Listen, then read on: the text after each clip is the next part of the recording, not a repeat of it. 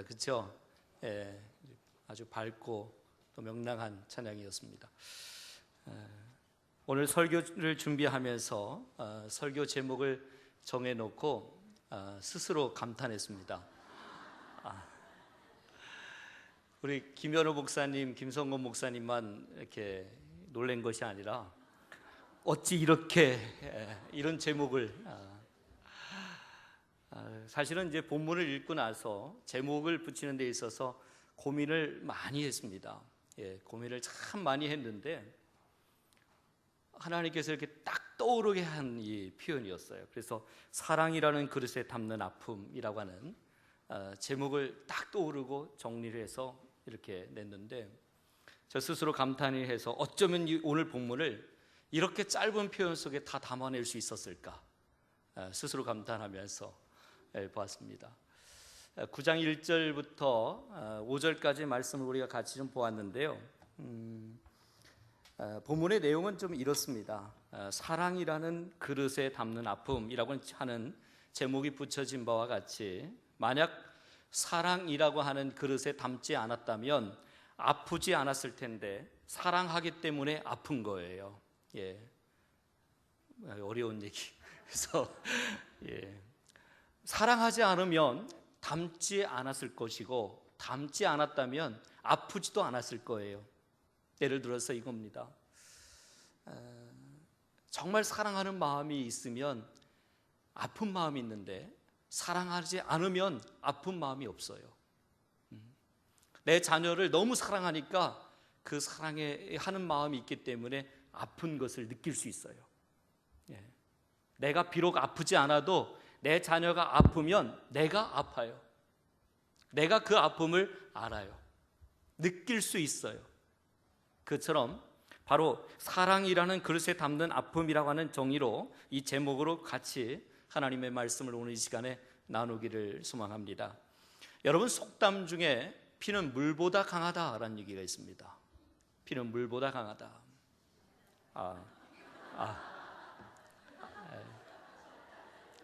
그럴 수도 있죠 뭐. 다시 하겠습니다. NG하고. 피는 물보다 진하다. 또 팔은 안쪽으로 굽는다. 이런 얘기.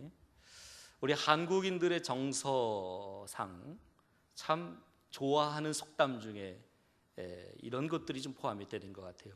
피는 물보다 진하다. 그리고 팔은 안으로 굽는다. 뭐 이런 얘기들. 여러분, 그렇잖아요. 되게 그렇지 않습니까? 모르는 사람보다는 아는 사람 쪽으로, 또 이웃보다는 자기 가족에게, 그리고 타국인보다는 자기 동족에게 또 마음이 쏟아지고 마음이 가는 것 당연한 거죠. 오늘 또 본문에 보면 사도 바울 역시 피는 물보다 진하다라고 하는 이 상식을 뛰어넘지 못하는 사람인 것 같습니다. 지금 오늘 본문의 내용은 이 사도 바울의 마음의 상태를 좀 표현하고 있는 건데, 자기 동족에 대한 애끓는 사랑의 마음을 그는 지금 표현하고 있는 것입니다. 우리가 알다시피 바울은 이 이방인을 구원하기 위한 그릇이었습니다. 1차, 2차, 3차 전도여행을 통해서 많은 이방인들을 주님 앞에 인도했던 참으로 놀라운 사역자였습니다. 그런데 바울은 하나님 앞에 돌아오는 이방인들의 수가 늘어가면 늘어갈수록 그의 마음이 심히 아팠고 그치지 않는 고통이 있었다고 하는 거예요. 이상하죠? 많은 사람들이 주께로 돌아오는데 왜 이 고통의 시간이 찾아왔을까 하는 거죠. 이 질문을 한번 던지면서 오늘 본문의 내용들을 같이 생각해 보려고 합니다. 그렇다고 한다면 이 바울의 그치지 않는 이 고통은 무엇이었을까 하는 거죠. 바울의 그 불편한 심정, 그 아픔은 바로 자기 동족 이스라엘에 관련된 아픔입니다. 오늘 본문 1절부터 3절까지 말씀해 보면 그의 솔직한 심정을 엿볼 수 있어요. 자, 우리 함께 한번 읽어보았으면 좋겠습니다. 자, 시작.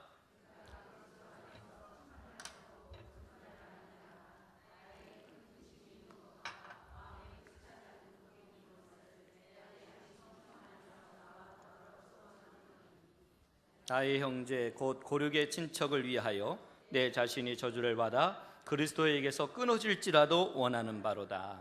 자, 여기 보면 이 바울의 가슴 속에 있는 큰 근심과 그치지 않는 이 고통은 다른 것이 아니라 자기의 형제 곧 고륙의 친척을 위한 것이다 라고 분명히 밝히고 있어요.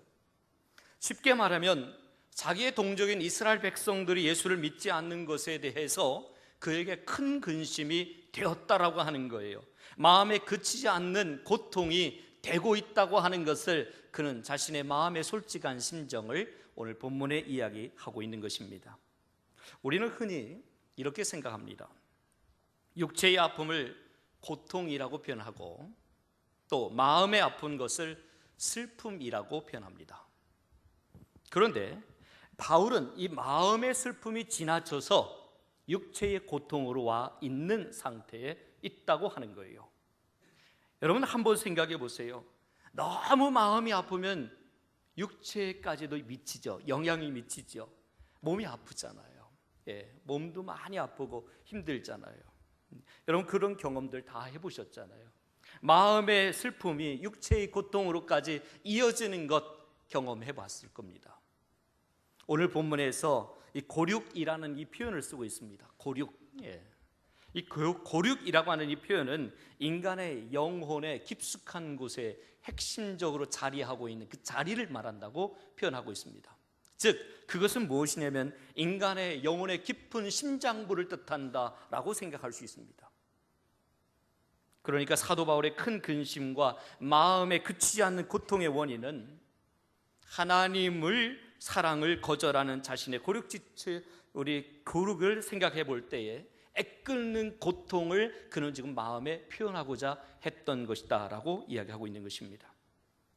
마음 중심으로부터 올라오는 애잔한 아픔, 여러분들 그런 경험들 해보지 않았습니까? 마음 중심, 마음 그 깊은 곳에서 끌어올라오는 그 애잔한 그 슬픔, 아픔, 이런 거예요.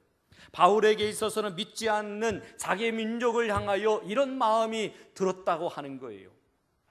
자기의 동족을 생각해 볼 때에 정말 그 저 밑에서부터 올라오는 그 애잔한 슬픔, 그 아픔이 느껴지고 있다고 표현하고 있는 것입니다. 여러분 어떠세요? 정말 그런 마음이 있으세요? 우리 민족에 대해서 그런 마음을 가지고 있습니까? 이 동족이 정말 이 민족이 주께로 돌아와야 되는데 그러지 않은 현실을 바라보면서 그 깊은 곳에서 그 애잔한 슬픔들이 솟아오르고 있느냐 하는 것입니다.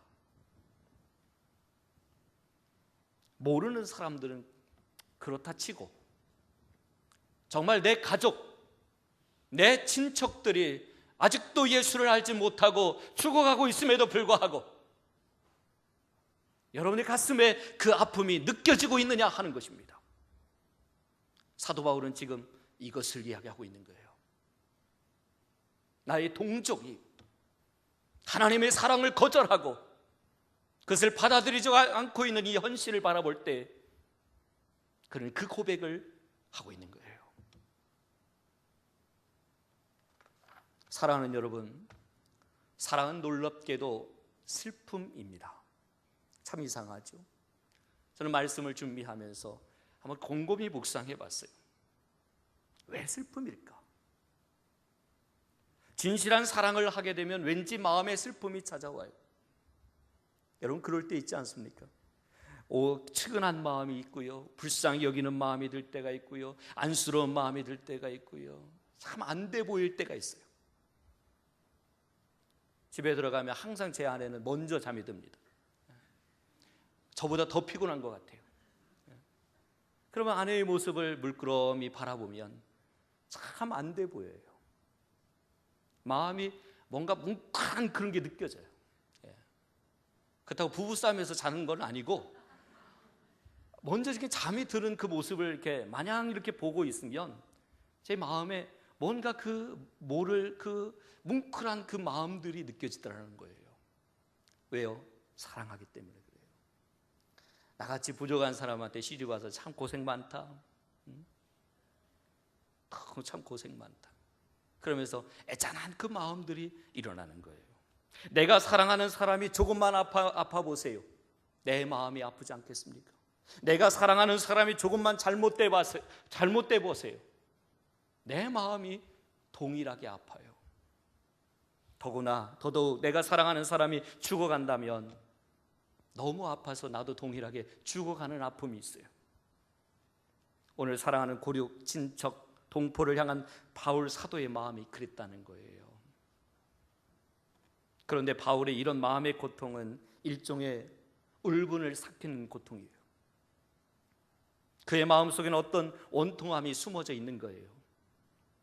그것은 이스라엘 민족의 특권, 기득권에서 비롯되는 원통함이라고도 생각할 수 있는 것입니다.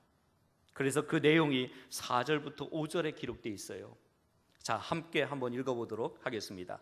자, 시작. 그들은 이스라엘 사람이라. 그들에게는 양자됨과 영광과 언약들과 율법을 세우신 것과 예배와 약속들이 있고 조상들도 그들의 것이요 육신으로는 그리스도가 그들에게서 나셨으니 그는 만물 위에 계셔서 세세의 찬양을 받으실 하나님이시니라. 아멘. 아멘. 자, 우리가 알다시피 이스라엘 사람들은 하나님께서 택하신 백성으로서 하나님께 특별한 은총을 받은 사람들입니다. 오늘 성경에 분명히 오늘 본문에 의하면 그들을 받은 특권들에 대해서 나열하고 있어요. 이미 그들에게 주어진 기득권에 대해서 설명하고 있어요. 그게 뭡니까? 양자됨의 특권, 그리고 영광을 경험하는 특권, 언약들을 선물로 받는 특권, 율법을 수여받은 특권, 예배의 특권, 약속들을 붙들고 사는 특권, 명예로운 조상들을 갖게 된 특권. 이야, 대단합니다. 대단해요. 그들이 이미 주어진, 그들에게 이미 이스라엘 백성이라고 하는 그 선민 백성으로서 아무것도 한 것 없지만 선민 백성이라는 이름 하나 때문에 이미 그들에게 주어진 특권, 이 기득권이 있음에도 불구하고 그것을 제대로 활용하지 못하고 사용하지 못하는 현실 앞에서 이 사도 바울은 참으로 울분을 삭히고 있는 거예요. 그치지 않는 그 고통이 그의 마음을 괴롭히고 있는 거예요. 이처럼 하나님은 다른 민족들이 가지지 못한 놀라운 특권들을 이스라엘 백성들에게 주셨어요. 그렇다면 여러분, 한번 상식적으로 한번 생각해 보세요. 상식적으로, 기본적으로 한번 생각해 보세요. 다른 민족은 몰라도 이스라엘 민족만큼은 당연히 예수를 알아야 되죠. 예수를 믿어야 되죠. 구원받은 백성으로 살아야 되죠. 왜요? 이미 그들에게는 엄청난 것들이 주어졌거든요. 이미 그들에게는 특권이 주어졌어요. 이 엄청난 기득권을 그들에게 주셨어요. 그럼 당연히 예수 그리스도를 구주로 영접해야 되죠. 그런데 실제로는 어땠어요? 그렇지 않았다고 하는 거예요. 하나님의 백성이라고 자랑하던 그들이 하나님의 아들을 십자가에 못 박고 복음마저도 거부해버리는 자로 있다고 하는 거예요. 더구나 교회를 핍박했고 믿음으로 의롭다 함을 받는다고 하는 하나님의 말씀마저도 거절해버리는 그들이 되고 말았어요. 그러니까 구원을 제일 먼저 받아야 될 이 민족이 오히려 원수가 되었던 거예요. 바로 이것으로 하여금 바울이 끌어오르는 울분과 원통함을 주체할 수 없었던 거예요. 더더욱 이방인의 사도로서 이방인들에게 복음을 전하고 그들의 기쁨으로 하나님께 돌아오는 것을 보면서 가장 아프게 했던 것이 뭡니까? 여전히 복음을 거절하고 있는 불쌍한 자기 동족 아니겠습니까? 그래서 아파하는 거예요. 오늘 본문은 그의 간절한 아픔이 얼마나 큰지 이렇게 표현하고 있습니다. 내 자신이 저주를 받아 그리스도에게 끊어질지라도 원하는 바로다 이야기합니다. 이야, 사도 바울이 얼마나 위대한 사람인지를 다시 한번 보게 하는 말씀입니다. 여기에 나오는 저주라는 말은 아데나마라고 하는 히라보로서 이것은 바로 다른 의미가 아니라 지옥의 형벌을 의미합니다. 음부의 심판을 의미해요. 지금 바울은 내가 그리스도에게서 끊어져서 지옥에 가더라도 내 동족만 구할 수만 있다면 나는 저주받아도 괜찮다, 끊어져도 괜찮다 얘기하는 거예요. 이야, 사도 바울의 위대한 그 모습을 우리는 보게 하는 것입니다. 여러분, 그리스도에게서 끊어진다는 것 상상할 수도 없는 일이죠. 여러분, 그래도 되는 일입니까? 그리스도에게서 끊어져도 되는 일입니까? 뭐 마음에 안 들면 픽 돌아서면 되는 일입니까? 아니요. 내가 어떻게 얻은 구원인데요? 이 구원을 어떻게 내가 얻은 이 구원인데 마음에 안 든다고 기분 나쁘다고 버릴 수 있고 외면할 수 있는 것이 이것입니까?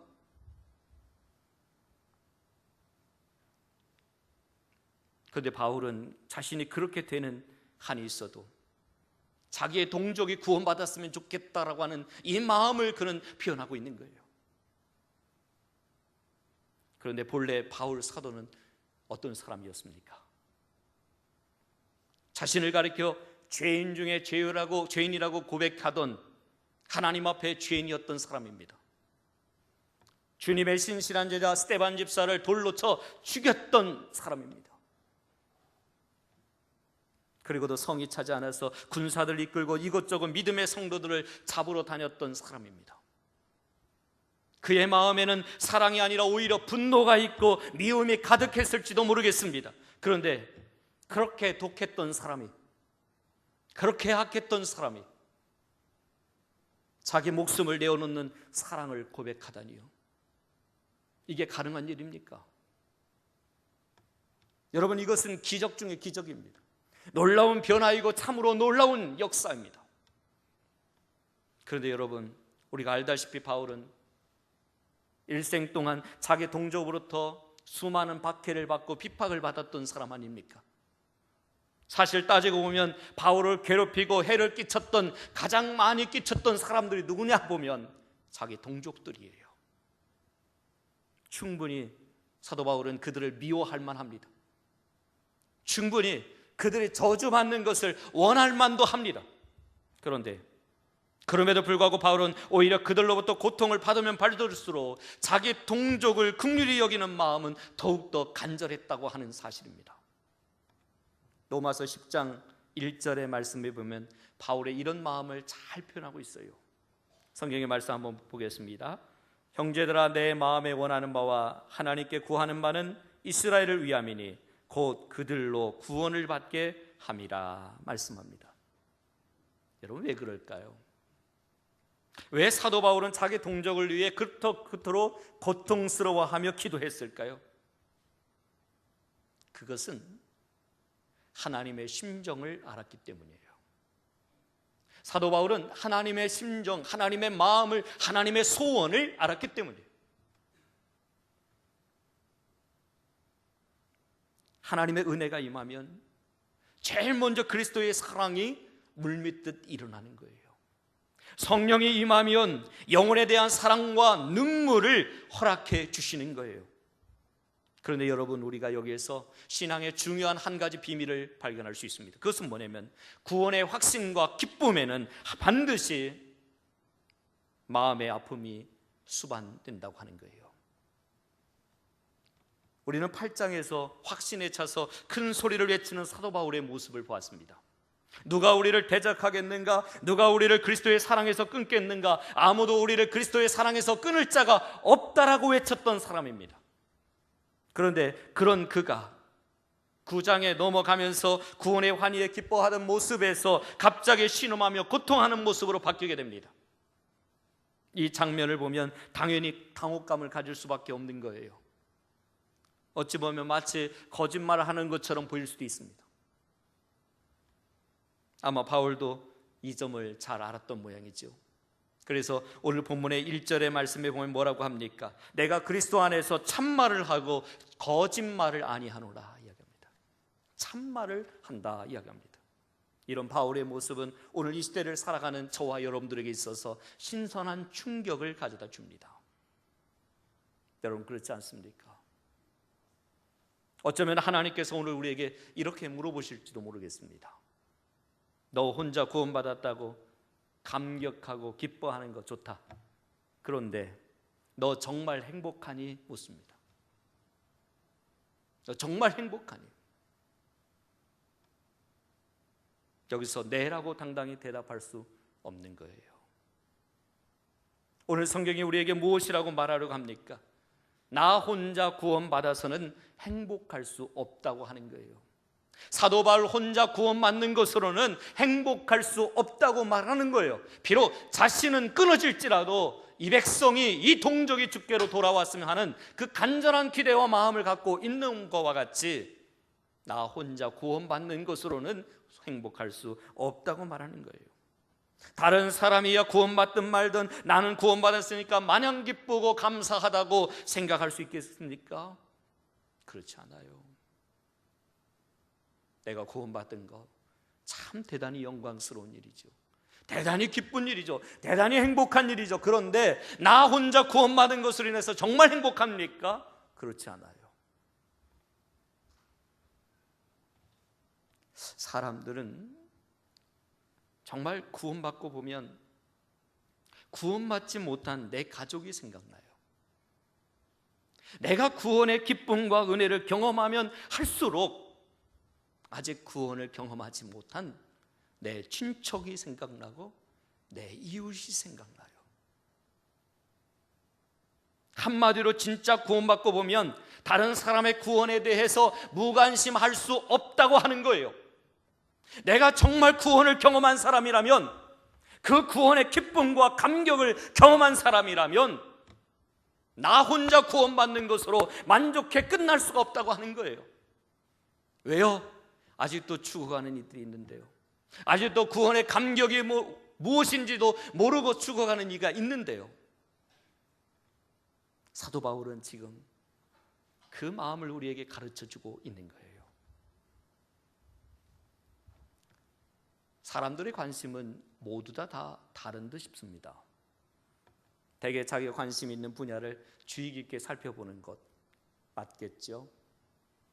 저도 이렇게 차를 운전해서 이렇게 가다 보면 항상 교회를 보면 한 번 더 보게 돼요. 야, 저 교회는 참 잘 지었다. 야, 참 예쁘게 지었다. 뭐 눈에는 뭐만 보인다. 뭐 그런 얘기가 있잖아요. 예. 그런 마음인 것 같아요. 그렇다면 예수를 믿은 구원받은 우리의 관심은 어디에 있어야 될까요? 여러분 무엇이라고 생각합니까? 영혼을 구원하는 일, 사람을 살리는 일, 거기에 여러분들의 관심이 있어야 되지 않을까요? 그럼에도 불구하고 지금 구원받은 내가 나의 관심이 지금 어디에 있느냐 한번 점검해 보세요. 정말 영혼 구원하는 일, 내 동족을 사랑하고 그 아픔을, 사랑이라는 그릇에 담겨진 그 아픔을 내가 가지고 있지 못하고 나만 즐거워하고 나만 행복하고 살아가면 된다고 생각하고 있지는 않은지 점검해 봐야 돼요. 오늘 사도 바울은, 바울의 관심은 온통 자기 민족의 복음화에 있었어요. 그러나 이 바울의 전도를 방해한 사람들이 있었는데 그들은 다름 아니라 자신의 동족들이에요. 그럼에도 불구하고 바울은 이스라엘을 사랑합니다. 그렇습니다. 사랑하지 않고는 전도할 수 없어요. 다른 말로 사랑하지 않고는 아픔이 없어요. 저 백성의 고통이 나의 고통이고 저 백성의 눈물이 나의 눈물이 되려면 사랑해야 하는 거예요. 사랑하지 않으면 아픔을 느낄 수가 없어요. 따라서 여러분들 기도의 제목 위에 그냥 순전히 나만 잘 되고 우리 가족만 잘 되고 내 자녀만 잘 되는 그런 수준 낮은 기도에서 머물러 있지 마시고 사랑이라는 그릇에 아픔을 담아보세요. 그 아픔의 원인이 뭡니까? 우리 민족입니까? 그러면 그 민족을 위해 기도하셔야 됩니다. 여러분에게 이러한 부담이 있기를 축복합니다. 요즘 많이들 우리나라에 대해서 희망이 없다 말합니다. 정치, 경제, 사회. 여러분 잠깐이라도 우리나라와 민족을 한번 묵상해 보세요. 저는 말씀을 준비해 보면서 한번 묵상해 봤어요. 가슴이 막 아파오는 거예요. 우리 민족을 생각하고 이 나라 민족의 미래를 생각해 볼 때에 가슴이 아픈 거예요. 한켠으로 우리 민족의 죄악이 보이고 눈물과 함께 민족을 위한 기도가 나오더라고요. 하나님, 이 민족을 어찌합니까? 하나님, 이 민족의 미래를 어찌해야 됩니까? 한치 앞을 내다볼 수 없는 극도의 혼미함에 있는 이 나라 대한민국을 위한 영적인 바울들이 일어나야 되지 않겠습니까?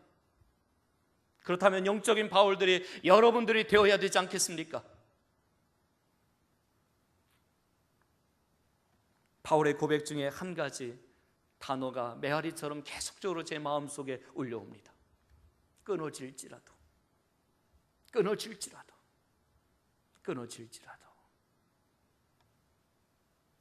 구세군의 창설자 윌리엄 부스는 복음을 알고 신앙을 갖고 있다고 하면서도 이웃들의 영혼에 대해 무관심한 이 시대의 크리스찬들을 향해서 그는 이렇게 기도했다고 합니다.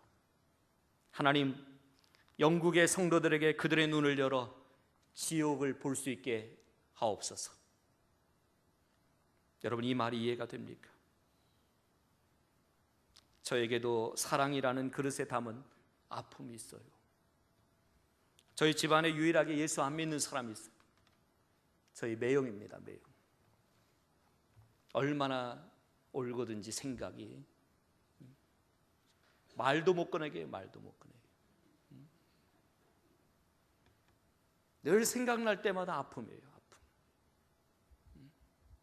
그래서 기도할 때마다 이 사랑이라는 그릇에 담겨져 있는 이 아픔인 저희 매형을 위해서 저는 늘 기도해요. 여러분도 물론 있겠지요. 당연히 있겠지요. 사랑이라는 그릇에 담아야 할 아픔이요, 있지요. 기도하셔야 됩니다. 어느 한 믿음 좋은 자매가 어떤 목사님과 대화하는 내용이에요. 목사님, 오늘 아침에 잠에서 깨어 일어났는데 갑자기 뭉클한 감격이 솟구쳐 올랐어요. 주님이 나를 사랑해 주시는 것을 생각하면 눈물이 쏟아져요. 그런데 목사님, 이렇게 좋은 예수님을 모르고 죽어가는 사람이 너무 많다고 생각하니까 또 눈물이 나요. 여러분, 내가 구원받은 것이 너무 감사해서 울고, 아직도 구원받지 못한 사람들을 생각할 때 너무 불쌍해서 울고, 이것이 사도 바울의 심정입니다. 홀로 신앙생활을 하던 어떤 권사님이 갑자기 이런 깨달음이 있었대요. 나중에 자신이 천국 갔을 때 믿지 않는 가족들이 자신에게 무슨 말을 할까라고 하는 거였습니다. 아마도 제가 강단에서는 다 표현하지 못할 만큼 대단히 심한 욕을 했다고 하는 거예요. 그래서 깜짝 놀라서 잠에서 깨었다고 하는 거예요. 나중에 천국 가서 우리 가족들이, 믿지 않는 가족들이 나를 향해서 어떤 말을 할까? 그 권사님은 할렐루야 아멘 권사님이에요. 길거리에서 떡볶이를 파는 권사님이셨어요. 저를 너무너무 아껴주셨고 사랑해 주셨어요. 그래서 항상 떡볶이 2배로 주셨어요. 근데 그분은 누구나 손님들이 오면 할렐루야 아멘, 할렐루야 할렐루야, 뭐 좀 더 주세요, 할렐루야 더 주고, 뭐 오뎅 국물 더 주세요, 그러면 할렐루야, 할렐루야. 그렇게 신실하게 살았던 권사님. 사랑하는 여러분, 나중에 여러분들 믿지 않는 여러분들 주변에 있는 사람들이, 가족들이, 자녀들이 나중에 여러분들 천국 갔을 때 무슨 말 하겠습니까? 오늘 나는 무엇으로 인해 근심하고 아파하고 계십니까? 가난으로 인해 근심하고 아파하십니까? 내 육체의 질병으로 인해 근심하고 아파하십니까? 이웃에게 당한 무시로 인해 근심하고 아파하십니까? 아니면 내가 원하는 것을 얻지 못해서 근심하며 아파하십니까? 이제는 여러분의 근심과 고통의 종류가 달라져야 된다고 생각해요. 나의 존재의 의미와 사명을 다시금 깨닫게 되는 오늘 이 한 시간 되시기를 축복합니다.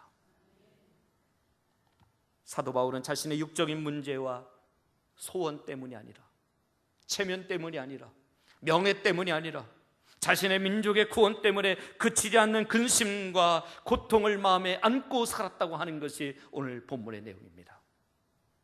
심지어 자신의 민족이 구원받을 수만 있다면 자신은 영원한 지옥에 들어가도 괜찮다라고 말할 정도였으니까요.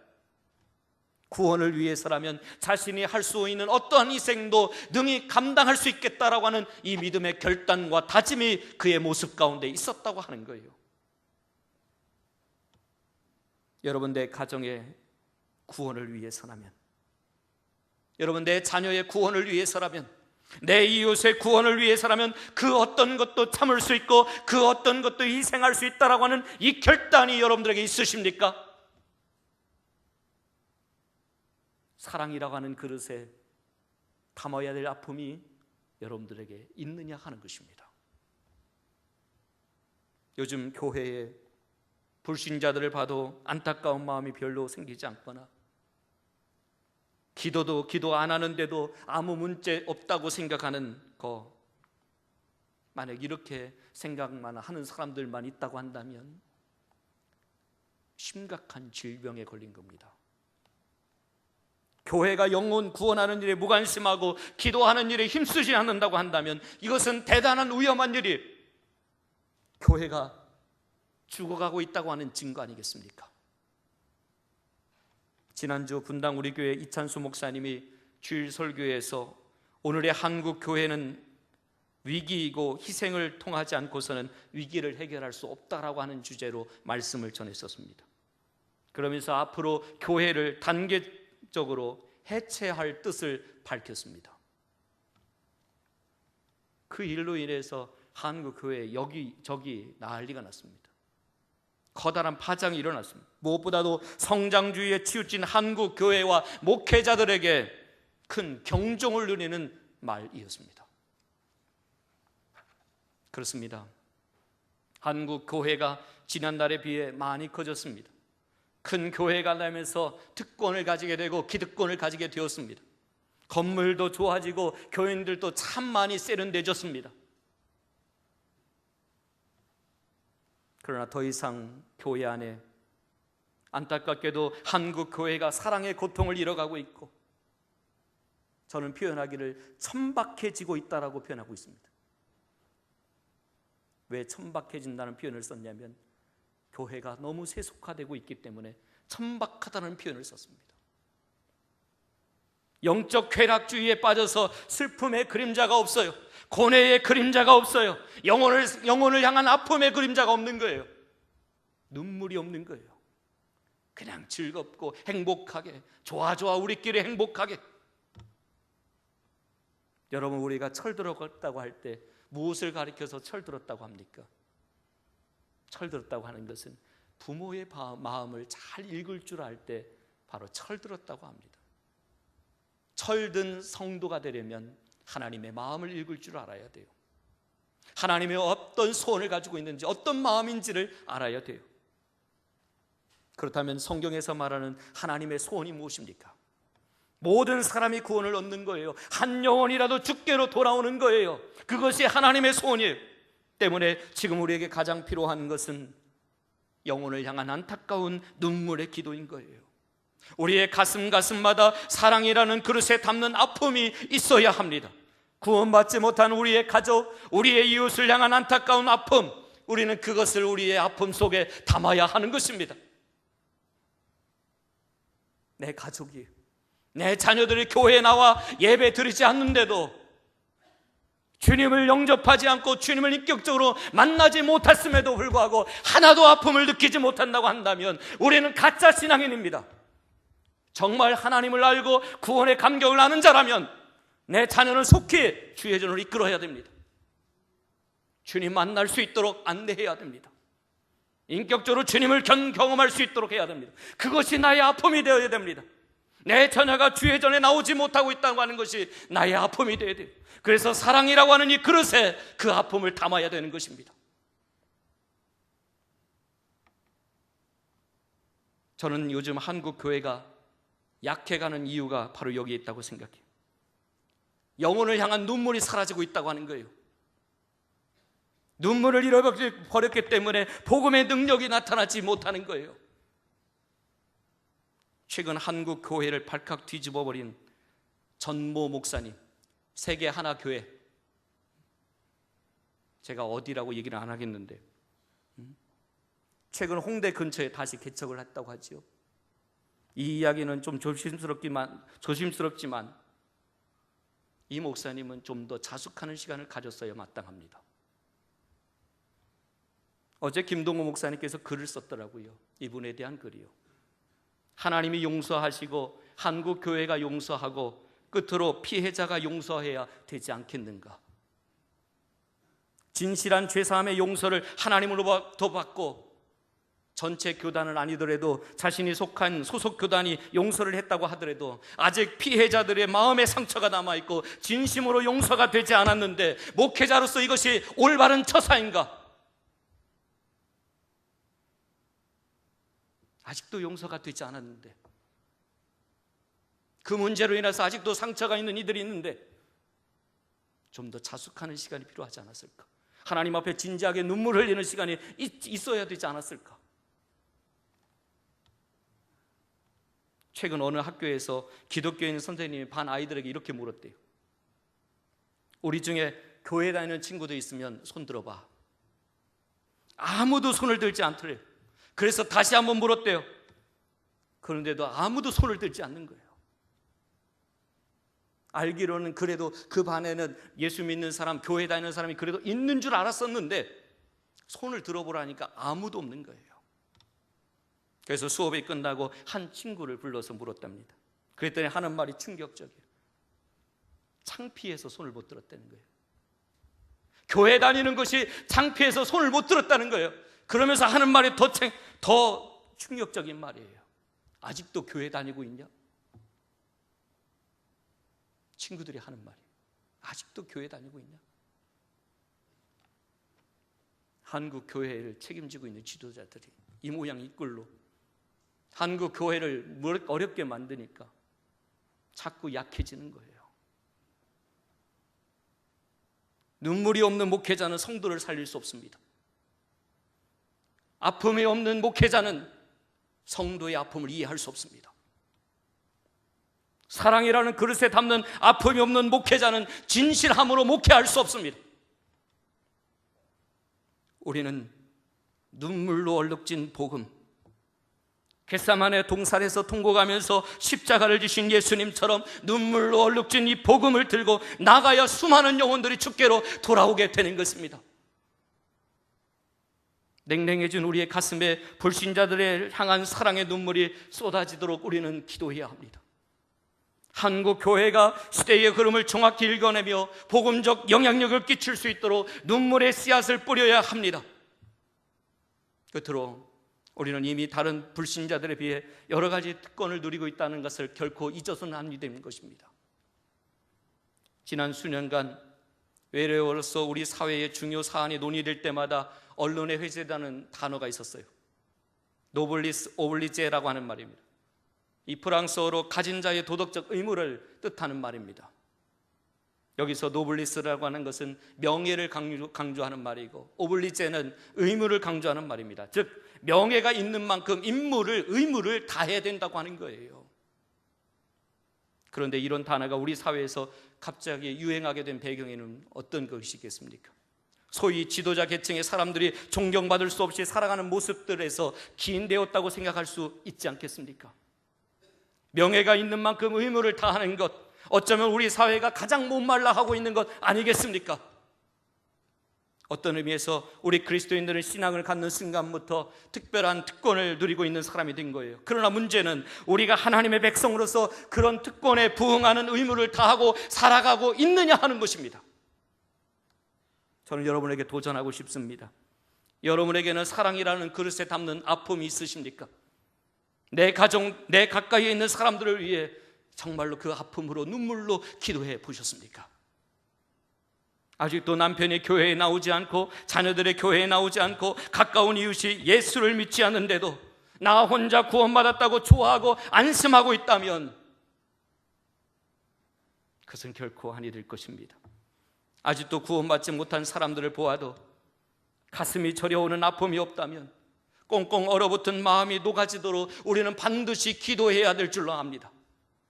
하나님의 마음을 품고 구원받지 못한 내 가족, 내 이웃, 세계의 열방을 향하여 우리는 눈물로 기도할 수 있어야 됩니다. 우리 함께 기도했으면 좋겠습니다. 사랑하는 여러분, 여러분의 마음에도 사랑이라는 그릇에 담는 아픔이 있으십니까? 죽어가는 영혼이 가엾고 불쌍하여 견딜 수 없는